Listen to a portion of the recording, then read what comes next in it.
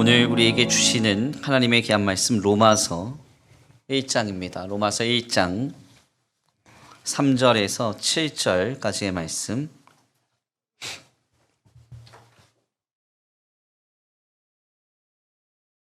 로마서 1장 3절에서 7절까지의 말씀입니다.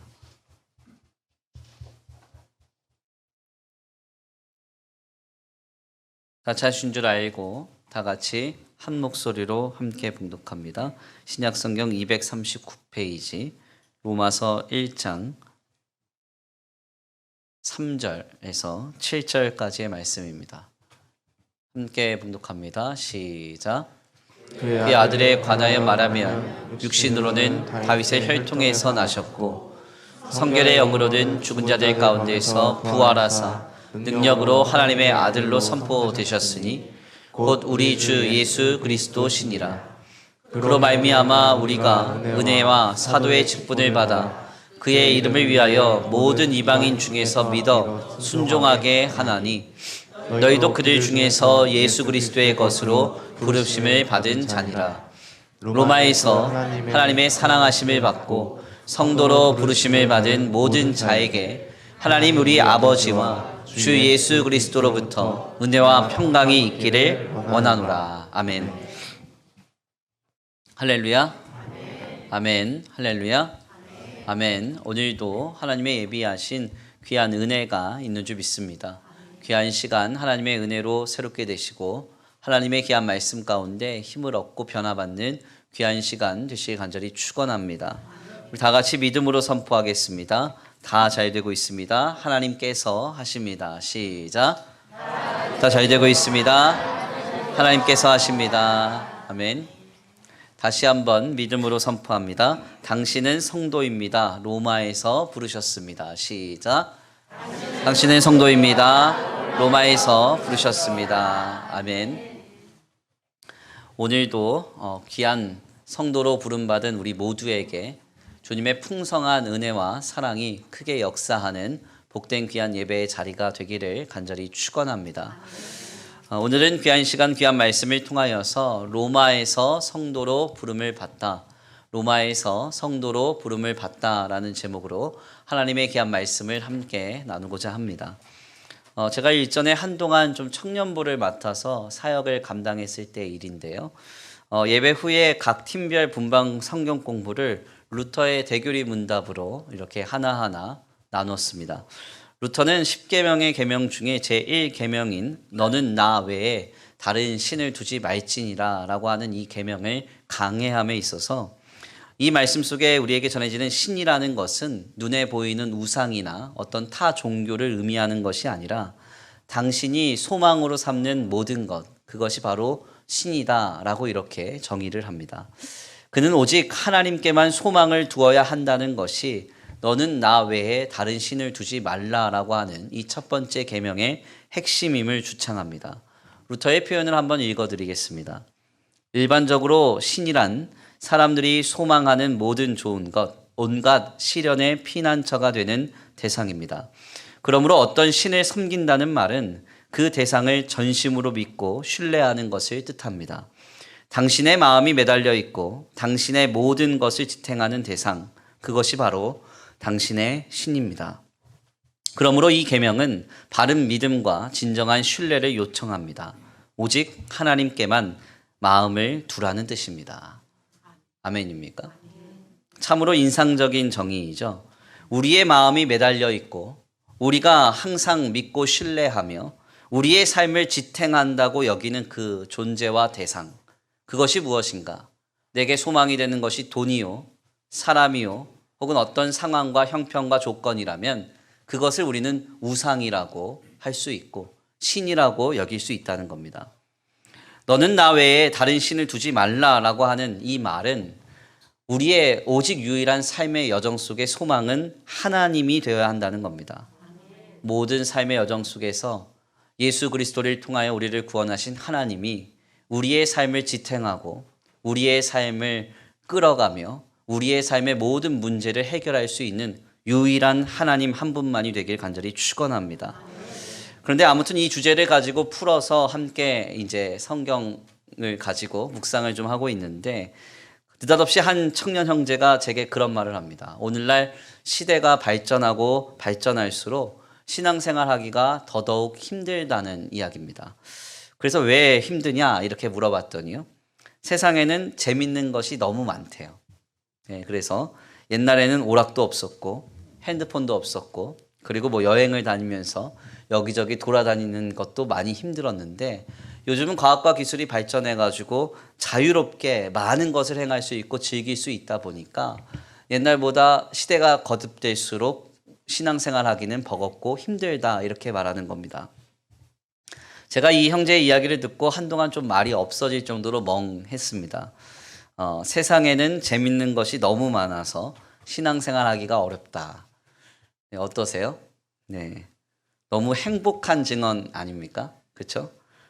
사실 이 말을 가만 좀 생각을 해보면 우리 믿음의 선조들이 우리의 신앙의 길을 위해서 닦아왔던 그들의 신앙의 여정이 참 마음이 아프고 어렵게 여겨집니다.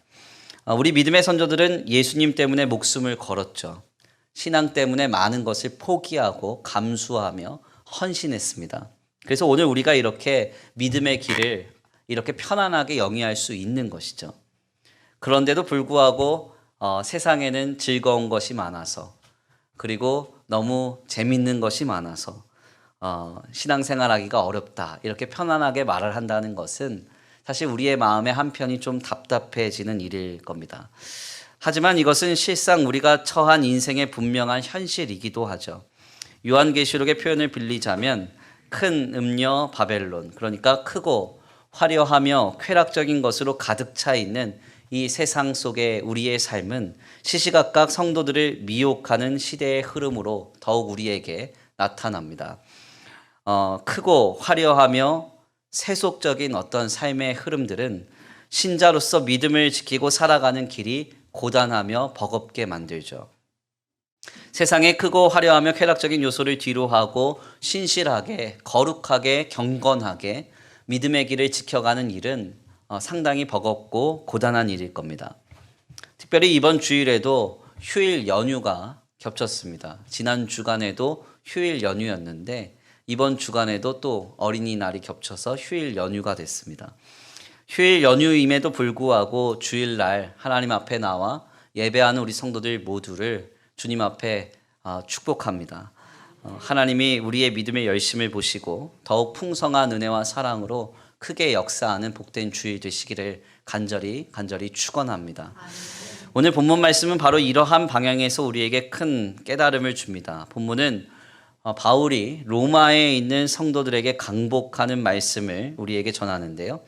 여기서 우리가 특별히 눈여겨볼 만한 내용은 강복하는 대상을 로마에서 성도로 부름을 받은 모든 자라고 이 바울이 국한하고 있다는 점입니다. 오늘 본문 말씀 7절입니다. 우리 함께 다 같이 봉독합니다. 오늘 본문 말씀 7절입니다. 시작.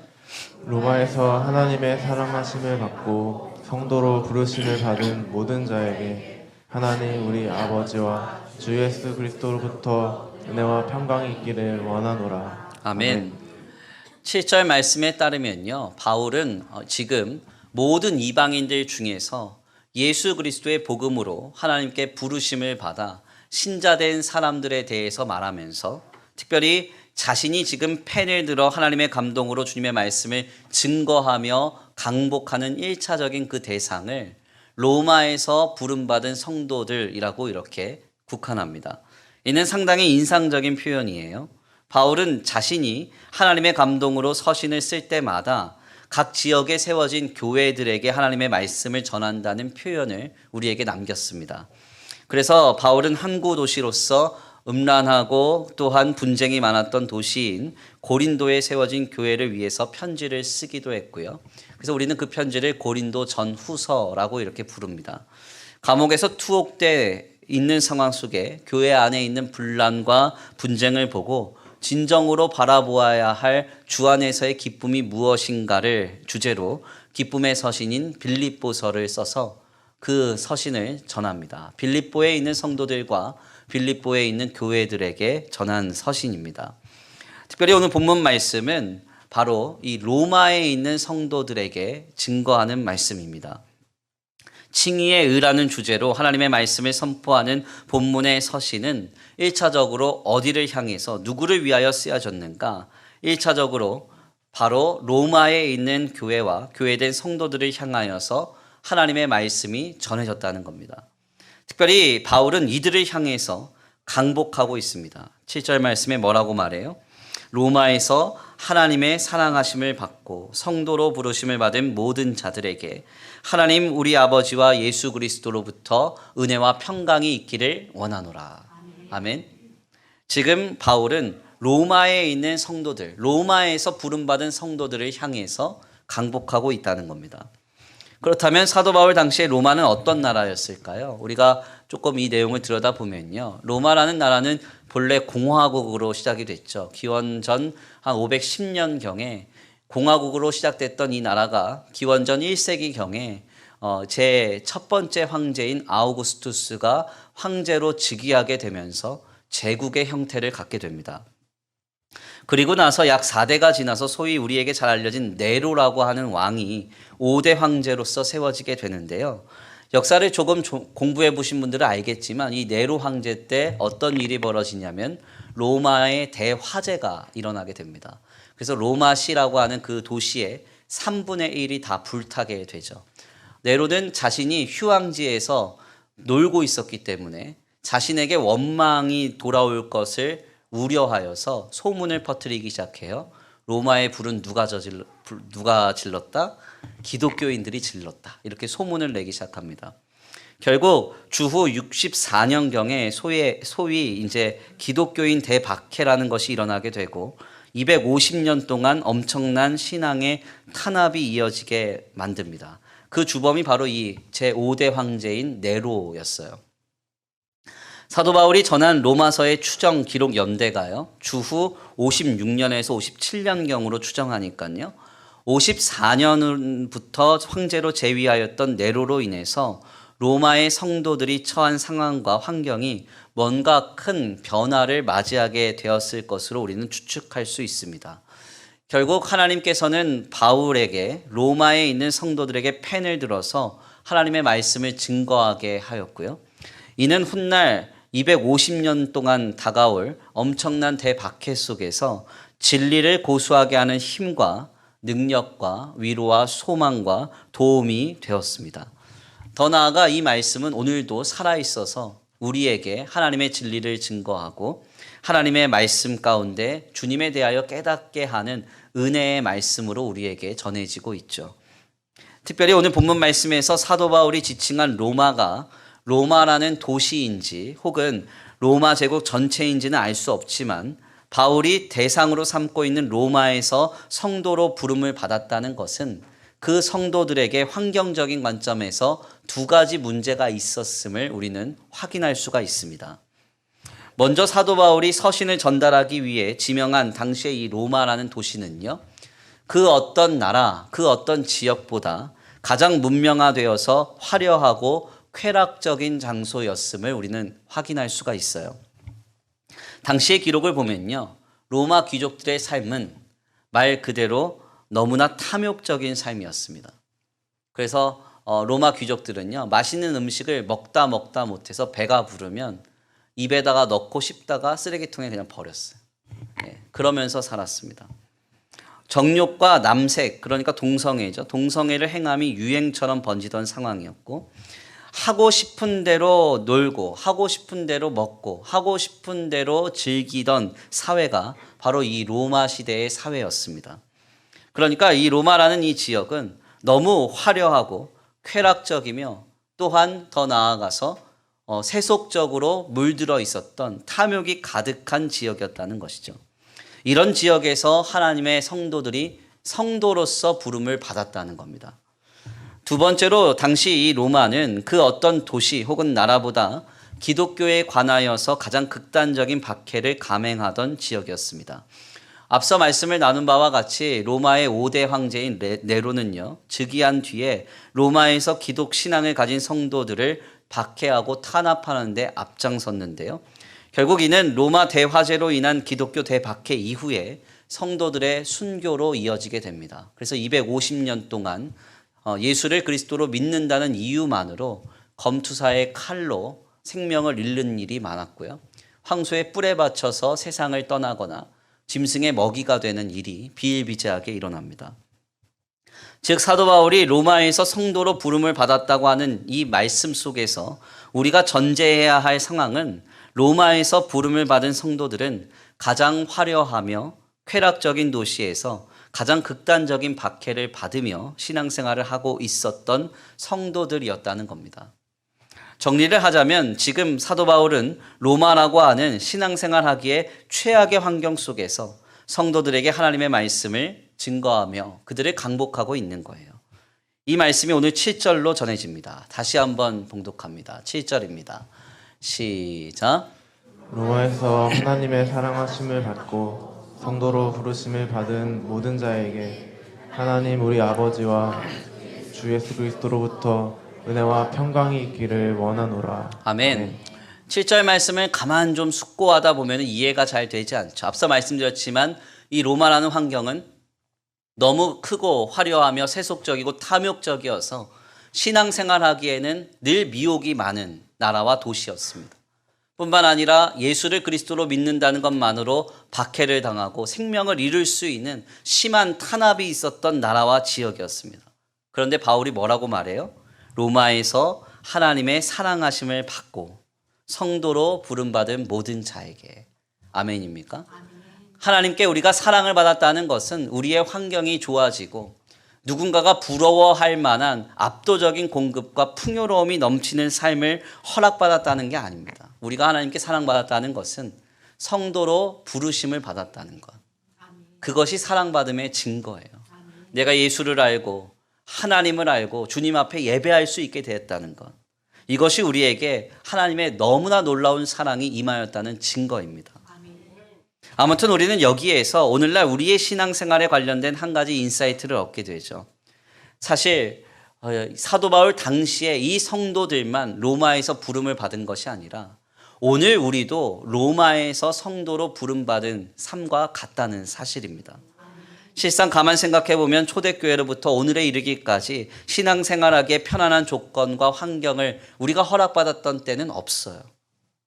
제가 이번 주간에도 몇몇 교회의 행정적인 질의를 좀 질문하기 위해서 노예에서 신임받는 한 어른 목사님께 질의를 했습니다. 이것저것 좀 물어보면서요. 그랬어요. 목사님, 교회가 아무 문제 없이 좀 흘러갔으면 좋겠는데 그게 쉽지가 않네요. 그랬습니다. 그랬더니 그 목사님이 그러세요. 김 목사님, 편안하게 흘러가는 교회는 없습니다. 그러면서 어떤 교회를 이야기하세요. 그 교회 이름을 대시면서 이 교회는 큰 교회인데 이 교회에서 목사님이 목회를 편안하게 해보겠다고 그 교회의 당회 수석장로를 자기 아들을 세웠다는 거예요. 그럼 문제가 없어야 되잖아요. 근데 그 교회가 날마다 시끄럽습니다. 그래요. 신앙생활을 하기 위해서 모인 교회 공동체도 편안할 때가 많지 않습니다. 그런데 세상 속에서 우리가 신앙생활하기가 편할 수 있는가? 그럴 수 없다는 것이죠. 가만 생각해 보면 오늘날에 이르기까지 성도는 항상 로마에서 신앙생활을 하고 있는 것과 같습니다. 먼저는 세속적인 영광, 크고 화려하며 쾌락적인 요소가 오늘 우리의 신앙을 미혹하고 흔들며 가로막을 때가 많아요. 두 번째로는 신앙생활의 박해, 그러니까 믿음 때문에 신앙이라는 동기와 이유 때문에 차별받고 억압받으며 또한 더 나아가 비난받는 우리의 삶의 현장이 오늘 우리로 믿음의 낙심을 가지고 오게 할 때가 있습니다. 그러니까 이 로마라고 하는 환경의 두 가지 문제는 오늘도 항상 우리 가운데 주님의 교회와 교회된 성도들을 힘겹게 해왔다는 사실이죠. 먼저는 성도는 로마의 세속적인 영광, 크고 화려하며 쾌락적인 요소에 미혹을 당할 때가 많이 있습니다. 앞서 말씀을 좀 드렸는데요. 종말의 때에 신앙의 견인과 승리를 권면하는 요한계시록서라는 말씀이 있습니다. 이 말씀 속에서 가장 많이 등장하는 단어를 꼽자면 세 가지를 꼽을 수 있는데 큰, 음녀, 바벨론 이 말이 우리에게 전해져요. 이는 성도를 미혹하는 세상 나라의 비전을 은유화해서 상징화하는 단어라고 할 수 있습니다. 악한 마귀가 마지막 때를 살아가는 성도를 어떻게 미혹하는가? 먼저는 크다. 큰 걸로 미혹합니다. 큰 것을 추구하고 큰 것을 바라보고 남들보다 더 큰 삶을 동경하게 만드는 거예요. 크다는 말을 보기 좋게 순화한 표현으로는 풍요롭다, 번성하다 이런 말로 순화할 수 있습니다. 같은 이야기예요. 남들보다 더 잘 사는 것, 남들보다 좀 더 풍요로운 것, 남들보다 좀 더 번성한 삶, 여기에 혈안이 되게 만드는 거죠. 그래서 신앙생활을 하면서도 세상 나라의 비전을 품고 있는 사람들은 맨날 그렇게 큰 거 좋아합니다. 큰 거. 집도 기왕이면 큰 집에 살길 원하고, 차도 기왕이면 큰 차 타길 원하고, 그리고 남편이 가방 선물해주면 기왕이면 큰 가방 선물해주길 원하고, 교회도 큰 교회, 월급도 큰 월급, 하여간 큰 거 좋아하는 사람들은 다 문제가 있는 거예요. 그래서 저도 키 큰 거 별로 안 좋아해요. 이건 개인적인 거예요. 죄송해요. 아무튼 제가 이제 우리 교회에 처음 이제 유해석 선교사님을 모시고요. 우리 교회 말씀을 증거해달라고 부탁을 좀 드릴 때 이분이 그때 당시에 뭐 전국적으로 여기저기 다니면서 강의도 하시고 설교도 하시고 하는 유명한 분인데 꼭 와서 말씀을 증거해 주셨으면 좋겠는 거예요. 그래서 한번 찾아뵙고 제가 그랬습니다. 선교사님, 우리 교회는 작은 교회입니다. 그런데 말씀을 듣고 은혜 받고 싶습니다. 우리 성도들에게 은혜를 좀 줄 수 있는 자리를 허락해 주십시오. 꼭 우리 교회 한번 와주십시오. 그 얘기를 했거든요. 그랬더니 그 선교사님이 갑자기 정색을 하더니 저한테, 아니 목사님, 큰 교회 작은 교회가 어디 있습니까? 사람이 많이 모였다고 큰 교회입니까? 사람이 적게 모였다고 작은 교회입니까? 그러면서 저한테 그러는 거예요. 목사님 지금 큰 실수하신 겁니다. 그렇게 얘기를 하시더라고요. 그거 그냥 혼자 듣고 있으면 좋은데 그날 설교하시면서 그 얘기 하셔가지고 제가 얼마나 창피했는지 몰라요. 목사님이 작은 교회라 그랬다고. 세속적인 관점으로 크고 작음은 우리가 품어야 할 비전이 아니죠. 이는 세상 나라의 비전입니다. 우리는 하나님이 보시기에 우리가 어떠한가를 생각해야 돼요. 아멘. 나보다 많이 가지고 큰 것 같아 보이는 사람에게는 작아지고 나보다 적게 가지고 작은 것 같은 사람에게는 강해지는 그런 사람은 세상 나라의 비전에 속한 사람이에요. 두 번째로는 음료로 미혹한다. 성경이 그렇게 말합니다. 여기서 음료란 쾌락을 말하는데요. 우리가 유교적 관점에서 쾌락이라고 하면 부정적이다라는 인식을 갖게 되는데 사실은 고대 철학자인 에피쿠로스의 말처럼 실상 쾌락이라는 것은 우리의 삶의 저변에 모두 다 내재되어 있고 실제하는 개념입니다. 맛있는 것을 먹고 즐거워요. 이게 쾌락입니다. 내가 편히 쉬면서 즐거워요. 쾌락입니다. 그리고 하고 싶지 않은 일을 하지 않으면서 편안함을 누려요. 이게 다 쾌락입니다. 특별히 이 쾌락을 추구하는 모습을 순화한다면 행복해야 한다는 말로 확인이 되는데요. 우리 가족 행복하자 이 말 많이 해요. 그렇죠? 나는 행복하기 위해서 일한다. 신앙생활도 행복하기 위해서 한다. 그러니까 신앙보다 행복이 더 우선인 겁니다. 믿음보다 내가 편하고 내가 즐겁고 내가 기쁜 게 더 우선이 돼야 되는 거예요. 이것은 악한 마귀가 주는 세상 나라의 비전입니다. 우리의 신앙은 내가 행복하고 편안하기 위해서 우리가 믿음 생활하는 게 아니에요. 나를 구원하신 하나님으로 인해서 내가 세상이 줄 수 없는 구원과 주님 안에 있는 기쁨을 확인하였고 그것을 경험하였기 때문에 이 길을 묵묵히 걸어가는 것이지 내가 편안하고 즐겁고 행복하기 때문에 우리가 믿음 생활하는 게 아닙니다. 힘들다고 하면은 신앙생활 포기하실 거예요? 지금 행복하지 않다고 그래서 이제는 나는 교회 안 나갈 거야 이렇게 얘기하실 겁니까? 그러면 안 된다는 거죠.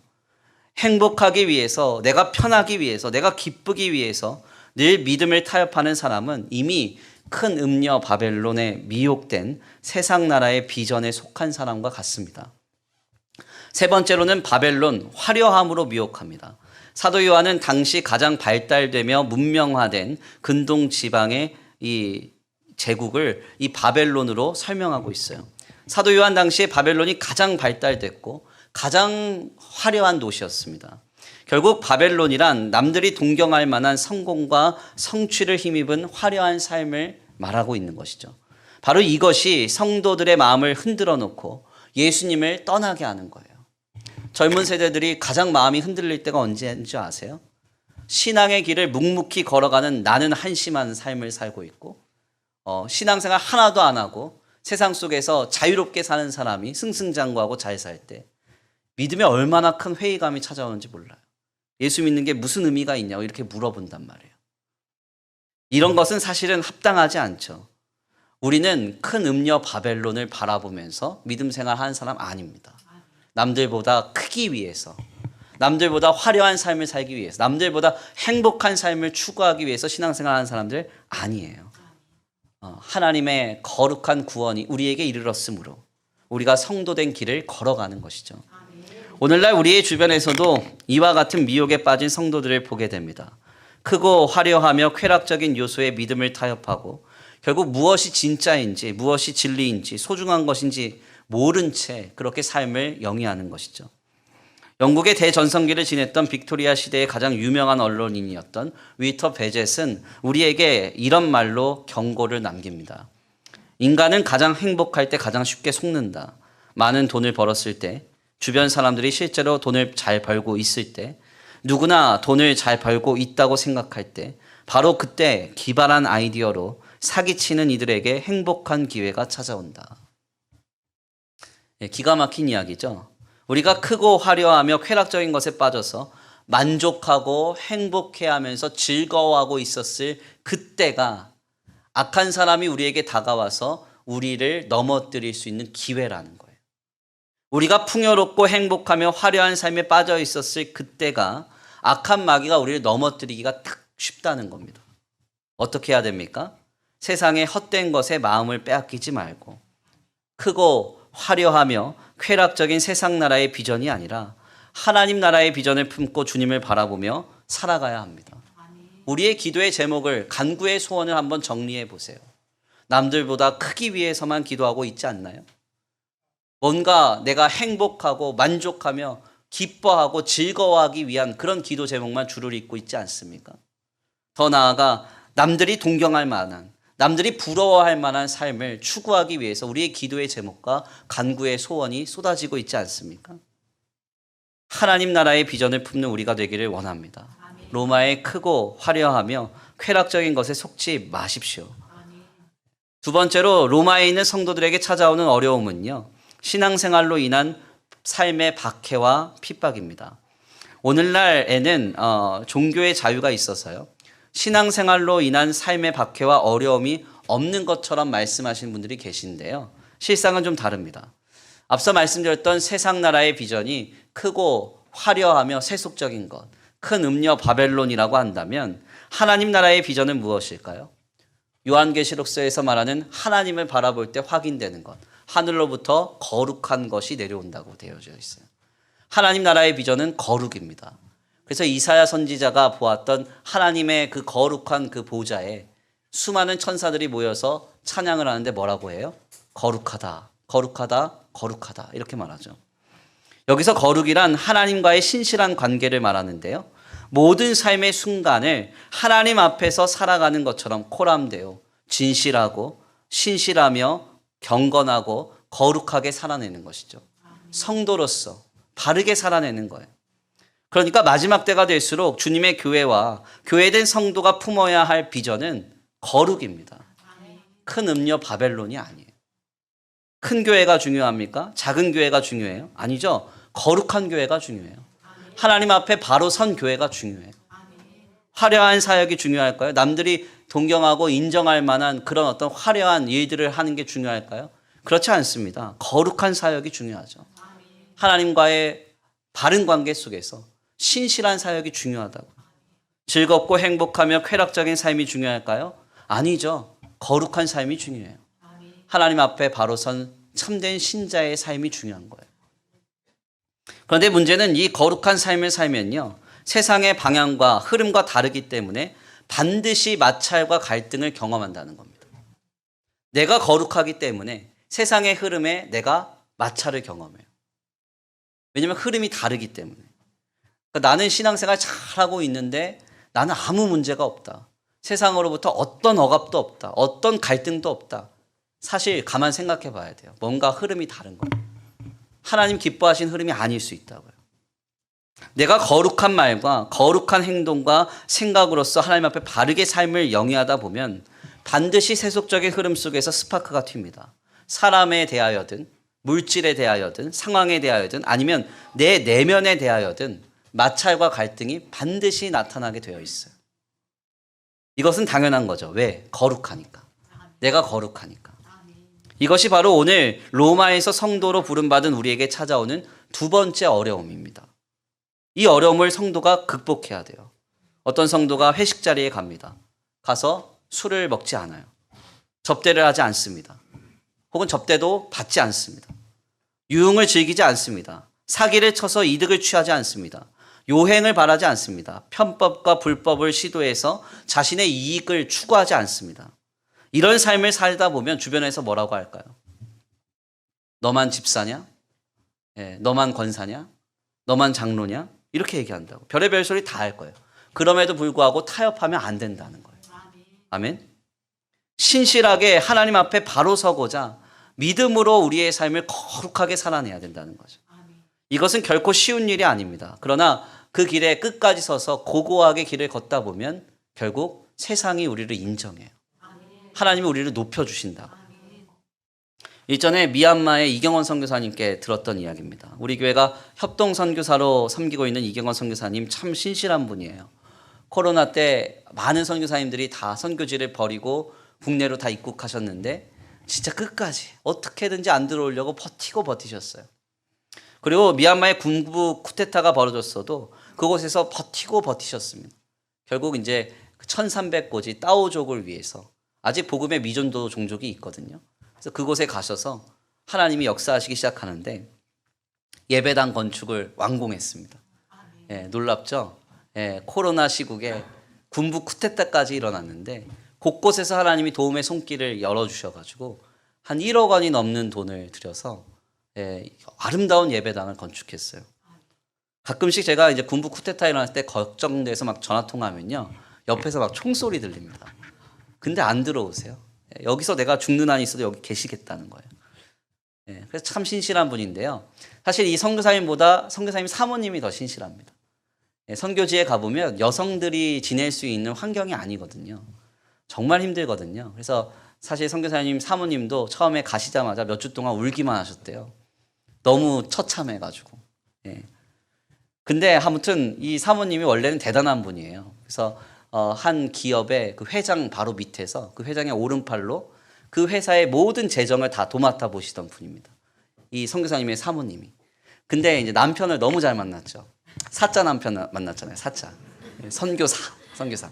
그래가지고 하여튼 평생 그 뭐 신학교 등록금 다 대지고 뭐 하여튼 고생하시다 결국 이제 미얀마까지 가셨는데 이 두 부부가 이제 미얀마로 떠나고 얼마 되지 않아서요.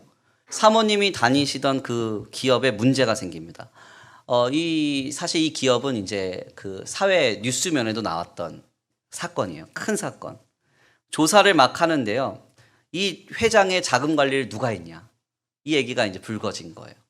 결론적으로는 이 회장이 이제 자금 횡령으로 이제 구속돼서 결국 이제 징역을 살았는데 이 회장의 자금에 대해서 관리를 할 때마다 한 사람의 이름이 계속 등장하는 거예요. 그 사람이 누구냐? 이경원 선교사님 사모님 이름이 계속 나오는 거예요. 무슨 조사를 할 때마다 이 사모님 이름이 나오니까요. 검사들이 모여서 이 사람 소환해야 된다고. 그러면서 이제 난리가 난 겁니다. 그런데 이 보고를 받았던 한 높은 검사가 뭐라 그랬냐면 그랬다는 거예요. 이 직원은 지금 선교사가 돼서 미얀마 오지에 가 있다. 이 사람 뒤를 털어봤자 돈 한 푼 없다. 깨끗한 사람이다. 소환할 필요가 없다. 그랬다는 거예요. 그래서 이분이 이제 소환되지 않고 이 미얀마에서 계속 신실하게 선교사로 살아가고 계세요. 무슨 말씀을 드리려고 하는가 하냐면 거룩한 사람은 결국 인정받는다는 거예요. 거룩한 사람은 결국 쓰임 받는다는 거예요. 우리가 거룩한 하나님의 나라의 비전을 품고 살 때 우리가 거룩을 표방하기 때문에 때때로 갈등과 마찰과 어려움을 경험합니다. 그러나 기억할 점은 하나님 나라의 비전을 품고 주님 안에서 거룩하면 하나님이 우리를 높이시고 우리를 사용하시고 세상이 우리를 인정하는 것이죠. 그러므로 주님 안에서 거룩한 성도들 되시길 간절히 축원합니다. 어떻게 우리가 로마에서 성도로 부름을 받아 이 두 가지의 미혹을 이겨낼 수 있을까? 바울의 강복에서 그 해답을 다시금 찾아봅니다. 7절인데요. 다시 한번 봉독합니다. 시작. 로마에서 하나님의 사랑하심을 받고 성도로 부르심을 받은 모든 자에게 하나님 우리 아버지와 주 예수 그리스도로부터 은혜와 평강이 있기를 원하노라. 아멘. 아멘. 바울이 보기에 신앙생활하기 가장 최악의 환경인 로마에서 성도로 부름받은 자에게 강복을 하는데 그들에게 가장 필요한 것을 강복할 거예요. 어떤 걸 강복하는가 봤더니 하나님 우리 아버지와 주 예수 그리스도로부터 오는 은혜와 평강이 있기를 원하노라. 아멘. 은혜와 평강을 강복하고 있습니다. 즉 믿음 생활하기에 버거운 환경 속에서 신자로 하여금 신앙을 지키게 하는 힘은 은혜와 평강으로 임한다는 거예요. 여기서 은혜란 카리스라는 헬라어를 사용하는데요. 여기서 말하는 이 은혜는 보통 값없는 선물로 그냥 이해를 하지만 바울 서신서에서 나타나는 은혜라는 말의 본질적인 의미는 구원의 역사를 의미합니다. 예수 그리스도께서 아직 죄인된 나를, 자격 없는 나를 구원하시는 그 놀라운 역사, 그걸 은혜라는 말로 그가 표현을 해요. 많은 분들은 은혜라고 하면은 우리 안에 불러 일으켜지는 기분이나 감정 혹은 특별한 체험이나 공급의 역사 등을 떠올릴 텐데 바울은 그렇게 말하지 않습니다. 나의 나 된 것은 하나님의 은혜로 된 것이다. 이 말이 무엇일까요? 자격 없는 나에게 하나님이 구원을 베풀어 주셨다는 고백이에요. 아멘. 바울이 말하는 은혜는 그래서 구원의 약속을 의미합니다. 지금 바울은 로마에 있는 성도들에게 이 은혜를 강복하는 거예요. 지금 로마라는 이 현실은 어렵습니다. 크고 화려하며 쾌락적인 세상의 비전이 막 우리를 쥐고 흔들어요. 믿음 때문에 거룩하게 서 있는 성도들에게 마찰과 갈등으로 그를 막 흔들리게 합니다. 그때 무엇이 필요한가? 은혜가 필요해요. 은혜가. 우리를 구원하신 예수 그리스도를 통한 구원의 그 거룩한 역사가 우리에게 확인되고 뜨겁게 다가올 때 로마에서도 성도들은 승리할 수가 있다는 것입니다. 두 번째로 바울은 로마에 있는 성도들에게 평강을 강복합니다. 여기서 평강이란 헬라어로 에이레네라고 해요. 에이레네. 이것은 전쟁 용어로서 모든 전쟁이 그친 상태를 의미하는데요. 로마라는 환경이 지금 성도들을 쥐고 흔들고 있지만 하나님께서 주시는 평강이 그들 안에 잠잠케 되는 역사로 나타나야 된다는 것이죠. 이는 우리 안에 지금 역사하시는 성령의 역사를 말하고 있습니다. 우리 안에 성령이 역사하시면요. 문제는 더 이상 문제가 아니게 되죠. 문제 상황이 없어졌다는 말이 아닙니다. 로마는 여전히 로마입니다. 그런데 로마에서 살아가고 있는 내가 달라진다는 거예요. 마치 예레미야처럼 나라와 민족이 망하고요. 예루살렘 성전마저 불타는 현장 속에서 사람이 여호와의 구원을 바라고 잠잠히 기다림이 좋도다 했던 그 놀라운 평강이 그를 사로잡는 것입니다. 오늘 우리가 이 은혜와 평강이 필요해요. 우리도 로마에서 부름을 받았거든요. 세상에 크고 화려하며 쾌락적인 게 얼마나 많이 있습니까? 믿음 때문에 거룩한 우리의 삶이 얼마나 많이 흔들립니까? 그때 은혜, 구원의 약속을 바라보셔야 돼요. 로마의 현실 속에서 우리의 마음이 흔들릴 때 모든 것을 견디고 평안케 하시는 성령의 역사를 우리가 지금 경험해야 된다는 거예요. 여기서 놀라운 사실은 이 은혜와 평강이 우리의 예배 때 가장 선명하게 경험된다는 것입니다. 예배는 루터에 의하면 고테스 딘스트라고 그래요. 고트라고 하면은 하나님이라는 뜻이고요. 딘스트라고 하면 do it 이런 뜻이에요. 하나님이 일하시는 자리가 어디냐? 예배입니다. 우리가 예배를 단순히 워십, 하나님께 경배하는 현장으로 이해를 할 때가 있는데요. 이러한 방향이 너무 강화되다 보면 천주교에서 미사, 그러니까 제사거든요. 이 신자가 하나님 앞에 제사를 감당함으로써 그의 행위가 강조되는 악영향이 있습니다. 즉 예배가 성도의 행위로 퇴색되는 것이죠. 그러나 우리의 예배는 그런 현장이 아닙니다. 가테스 딘스트, 하나님이 우리에게 일하시는 현장이에요. 우리는 이 예배의 자리에서 나를 구원하신 하나님의 역사를 경험합니다. 그리고 성령이 우리 가운데 모든 문제와 어려움을 소멸시키시고 내 마음을 평안케 하시는 평강을 경험하는 거예요. 그래서 루터는 이렇게 말했습니다. 예배란 하나님은 말씀을 통해서 우리에게 말을 걸고 우리는 기도와 찬양으로 하나님께 말하며 주님 안에 있는 충만한 은혜와 평강을 누리는 자리다. 아멘입니까? 구원의 약속이 가장 선명하게 보이고 성령이 가장 강력하게 역사하는 자리가 어딘가? 예배라는 거예요. 예배. 곧 오늘 우리의 예배가 회복되어야 로마에서 진정한 성도로 승리할 수 있습니다.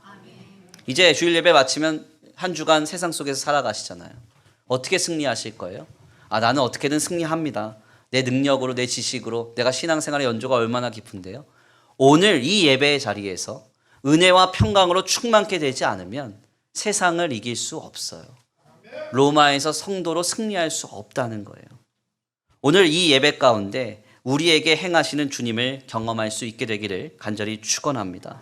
나를 사랑하사 나를 구원하기 위하여 예수를 내어주신 하나님을 만나고 지금도 살아계셔서 내 안에 역사하시는 성령의 평강을 누리는 복된 그 자리가, 이 예배의 자리가 되기를 간절히 축원합니다. 귀한 말씀을 정리하겠습니다. 바울은 지금 신앙생활하기에 최악의 도시인 로마에서 부름받은 성도들에게 하나님의 말씀을 증거하고 있습니다. 오늘 우리도 로마에서 신앙생활하고 있습니다. 크고 화려하며 쾌락적인 세상 나라의 비전이 범람하고요. 거룩하다는 이유만으로 마찰과 갈등이 양산되는 신앙의 미혹이 휘몰아치는 시대에 우리 모두가 성도로 부름받아 오늘을 살아가고 있습니다. 내 힘으로 이 길을 끝까지 걸어갈 수는 없습니다. 하나님께서 주시는 은혜와 평강이 내게 강하게 역사되어야 우리는 로마에서도 승리할 수 있어요. 은혜, 나를 구원하신 하나님의 약속을 바라보십시오. 예수 그리스도를 통하여서 우리를 구원하셨어요. 평강, 살아계신 성령이 내 심령을 새롭게 하는 은혜를 경험하십시오. 내가 세상 끝날까지 너희와 항상 함께하리라. 어떻게 항상 함께 하십니까? 내 안에 내주하시는 성령이 언제나 어디서나 내 마음을 지키시고 내 생각을 지켜주신다는 거예요. 이 은혜와 평강으로 말미암아 로마에서도 성도로 당당하게 살아갈 수 있는 저와 우리 성도들 모두가 되시길 바랍니다. 이 주일 아침 이 예배의 시간은 하나님께서 은혜와 평강으로 우리를 충만케 하시기 위하여 예배를 허락하신 줄 믿습니다. 그냥 예배하고 돌아가지 마시고 그냥 나가지 마시고 하나님의 은혜가 충만케 되어서 나를 구원하신 하나님의 역사가 또렷하게 보여질 때까지 주님을 붙드십시오. 그리고 살아계신 성령이 나로 세상을 이기는 평강으로 흘러 넘치게 할 때까지 이 자리에서 주님을 사모하시기를 바랍니다. 그때 고테스딘스트, 하나님이 우리에게 일하실 것입니다. 다 같이 이 시간 찬양으로 결단하겠습니다. 바울을 통하여 주님 우리에게 약속합니다. 로마에서 하나님의 사랑하심을 받고 성도로 부르심을 받은 모든 자에게 하나님 우리 아버지와 주 예수 그리스도로부터 은혜와 평강이 있기를 원하노라. 우리는 지금 로마에서 성도로 살아갑니다. 주님이 주시는 은혜와 평강이 있다면 이 삶을 우리는 넉넉히 이기며 믿음으로 승리할 수 있습니다. 하나님, 주님 주시는 은혜와 평강으로 충만케 하소서. 세상을 이기게 하소서. 로마의 크고 화려한 쾌락적인 요소에 잠식되지 않게 하시고 믿음 때문에, 신앙 때문에 버겁고 힘겨운 우리의 삶에 많은 요소들이 우리를 낙심시키지 않게 하여 주시옵소서. 주님, 은혜와 평강으로 승리하게 하여 주옵소서. 다 같이 고백합니다. 은혜 아니면 살아갈 수가 없습니다.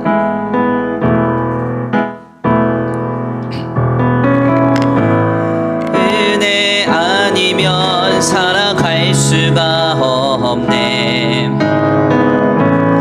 호흡마저도 다 주의 것이니 세상 평안과 위로 내게 없어도 예수, 오직 예수뿐이네. 은혜 아니면 살아갈 수 없습니다. 은혜 아니면 살아갈 수가 없네. 호흡마저도 다 주의 것이니 세상 평안과 위로 내게 없어도 예수, 오직 예수뿐이네. 크신 계획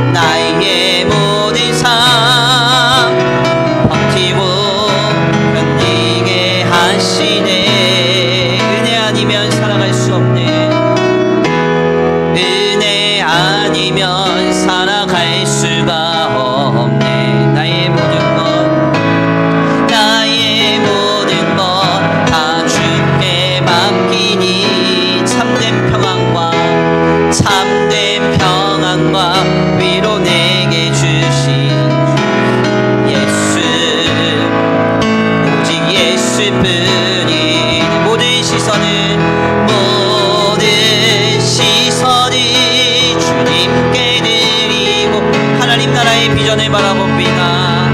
살아계신 하나님을 느낄 때 내 삶은 주의 역사가 되고 하나님이 일하기 시작한 모든 시선을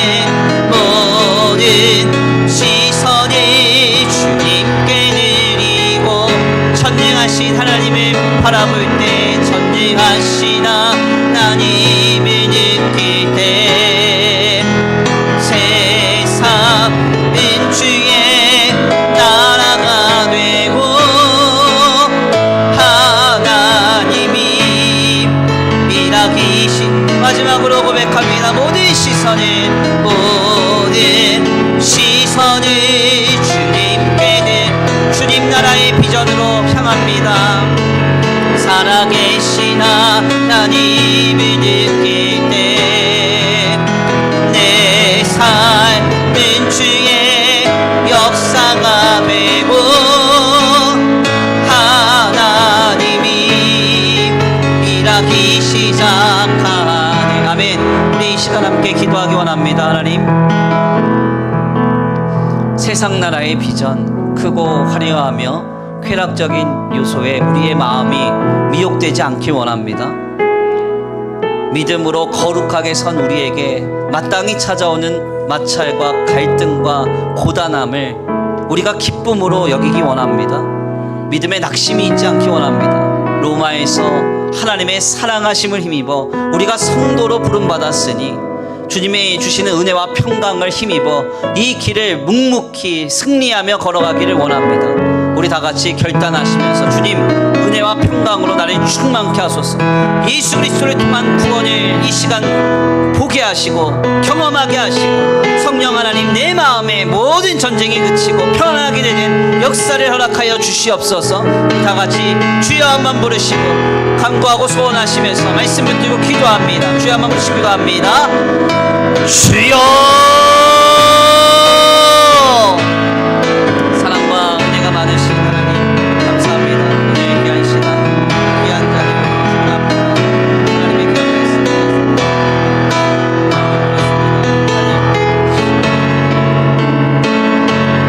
우리가 지금 꿈꾸며 바라보는 것은 무엇입니까? 로마에서 하나님의 사랑을 힘입어 성도로 부름받았다고 하며 하나님 앞에 거룩한 것을 소망하고 하나님 앞에 바로 서기를 열심내며 그것을 몰입하고 집중해야 할 터인데 왜 우리의 마음은 크고 화려하며 세속적인 것에 마음이 빼앗겨져 버렸습니까? 아버지, 내가 거룩하기에 내가 믿음의 길을 가기에 마땅히 찾아오는 마찰과 갈등을 왜 당연하게 여기지 않고 여기에 힘겨워하며 힘들어하며 낙심하고 있습니까? 주님, 이 시간 하나님 앞에 거룩한 성도 되기 원합니다. 거룩한 성도 되기 원합니다. 거룩해지기를 원합니다. 또 하나님, 로마에서 하나님의 은혜와 평강을 힘입어 아버지 신자의 길을 묵묵히 걸어갈 수 있게 되기를 원합니다. 우리의 마음과 우리의 생각과 우리의 중심이 하나님께로 온전히 향하여지게 하시고 오 주여 주여 간절히 원하오니 아버지 로마에서 하나님의 사랑을 힘입어 성도로 부름받았사오니 아버지 거룩하고 진실하고 신실하게 우리 삶을 세워가게 하여 주시옵소서. 중요한 것은 큰 것이 아니라 중요한 것은 화려한 것이 아니라 중요한 것은 쾌락적이고 즐거운 것이 아니라 오 하나님 진정 중요한 것은 거룩한 것입니다. 하나님 앞에 바로 서는 것입니다. 오 하나님 우리의 삶에 아버지 우리가 거룩하기 때문에 찾아오는 갈등과 마찰과 어려움과 고단함은 당연한 것입니다. 내가 거룩하기에 아버지 이 길을 갑니다. 예수 그리스도께서 나를 구원하신 그 사건이 내게 뜨겁게 다가오게 하소서. 우리가 아직 죄인되었을 때 그리스도께서 우리를 위하여 죽으사 하나님께서 우리에 대한 자기의 사랑을 확증하시고 하나님의 사랑 안에서 아버지 생명이나 천사들이나 사망이나 권세자들이나 그 어떤 것도 끊을 수 없게 하시며 우리를 영원히 구원하신 그 놀라운 역사를 바라봅니다. 그 은혜가 나를 충만케 하기 원합니다. 거부할 수 없는 압도적인 은혜가 우리를 사로잡기 원합니다. 오 하나님 아버지, 세상이 줄 수 없는 평강이 우리를 사로잡기 원합니다. 문제는 여전하고 나는 여전히 로마에 살고 있으나 오 하나님 아버지, 성령께서 내 안에 역사하셔 아버지, 세상이 감당할 수 없는 평강이 아버지 나로 인하여 아버지 나타나고 아버지 나로 인하여 아버지 그것이 경험되게 하여 주시옵소서. 주님이 주신 평강으로 인하여서 세상을 이기기 원합니다. 로마에서 승리하기 원합니다. 모든 것을 참고 견디며 이겨내는 그 힘이 성령이 내주하시는 가마 감독의 역사로 우리 가운데 임하여지기를 원합니다. 주여 주여 주여, 은혜와 평강으로 충만케 하소서. 은혜와 평강으로 충만케 하소서. 하나님 나라의 비전을 품고 살아가게 하여 주옵소서. 거룩한 성도, 거룩한 교회가 되게 하여 주시옵소서. 아버지 도우실 줄 믿습니다. 인도하실 줄 믿습니다. 함께 하실 줄 믿습니다. 역사하실 줄 믿습니다. 주여 주여 주여, 주님 도와주시옵소서. 주님 도와주시옵소서.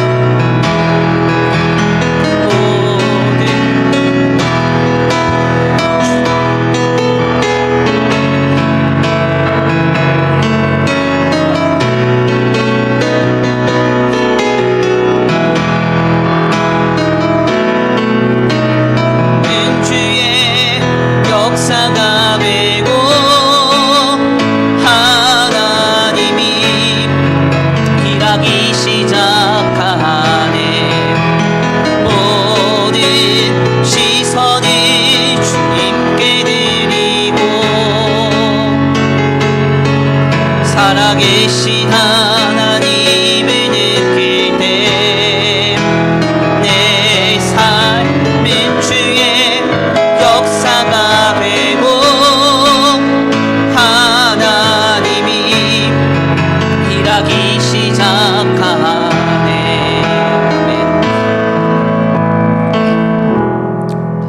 아멘. 사랑과 은혜가 많으신 하나님 감사합니다. 오늘 귀한 시간, 귀한 자리로 주님 인도하여 주셔서 하나님의 귀한 말씀을 상고하게 하시니 감사합니다. 하나님, 그렇습니다. 사도 바울 당시에 성도들만 로마에서 부름받은 것이 아니라 오늘 우리도 로마에서 부름받아 성도로 살아가고 있습니다. 세상 나라의 비전, 크고 화려하며 쾌락적인 요소들이 우리의 신앙을 미혹하며 넘어뜨리려 합니다. 하나님, 때때로 우리가 하나님 앞에 거룩하기 때문에 마땅히 찾아오는 마찰과 갈등이 우리의 삶을 고단하게 합니다. 주님, 우리가 이러한 요소에 넘어지지 않게 하시고 실망하거나 낙심하지 않게 하여 주시옵소서. 하나님 앞에 거룩한 하나님 나라의 비전을 품고 주님 앞에 바르고 건전한 성도와 바른 교회를 이뤄가기 위해서 몸부림치며 열심 낼 수 있는 우리의 믿음이 되게 하여 주시옵소서. 이 길에 내가 스스로 내 힘과 능력과 고집으로 이 길을 감당할 수 없사오니 주님, 날마다 순간마다 은혜를 기억하게 하시고 예수 그리스도를 통하여 나를 구원하신 하나님의 역사를 마음 깊이 품으며 나아갈 수 있는 우리의 믿음이 되게 하여 주시옵소서. 또한 성령 하나님 살아계셔서 우리 가운데 찾아오사 우리의 마음의 모든 번민과 낙심과 어려움을 소멸하여 주시고 로마라는 환경 속에서도 살아갈 수 없는, 세상이 감당 못하는 평강으로 우리의 마음과 심령을 다스려 주시옵소서. 오늘 귀한 주일 주님 앞에 예배하고 돌아갑니다. 하나님, 그냥 왔다가 그냥 돌아가는 발걸음 하나도 없게 하시고 하나님 예비하신 은혜와 평강으로 차고 흔들어 넘치도록 채워주셔서 세상 가운데 물들지 아니하고 세상 나라의 비전에 흔들리지 아니하는 아버지, 오직 하나님 나라의 비전을 가지고 거룩하게 한 주간 지낼 수 있도록 주님 복에 복을 내리어 주시옵소서. 오늘 귀한 주일 주님 앞에 귀한 예물 올려드립니다. 이 예물이 쓰여지는 곳곳마다 영혼과 생명이 살아나게 하시고 하나님의 나라와 주님의 복음을 위하여 쓰임받는 거룩한 예물 되게 하여 주시옵소서. 드려진 손길 위에 복의 복을 더하사 하늘의 신령한 복과 땅의 기름진 복으로 차고 흔들어 넘치도록 채워 주시옵소서. 도우실 줄 믿고 감사함을 올려드리오며 사랑과 은혜가 많으신 우리 구주 예수 그리스도의 이름으로 감사하며 기도 올려드립니다. 아멘. 이제는 우리 주 예수 그리스도의 은혜와 성부 하나님의 극진하신 사랑하심과 성령 하나님의 내주 교통하심이 오늘 귀한 말씀 가운데 깨닫고 로마와 같은 우리의 삶의 현장 속에서 은혜와 평강을 힘입어 신실하고 거룩한 성도로 살아가기로 결단하는 모든 성도들 머리 위에 이제로부터 영원토록 함께 있을지어다. 아멘.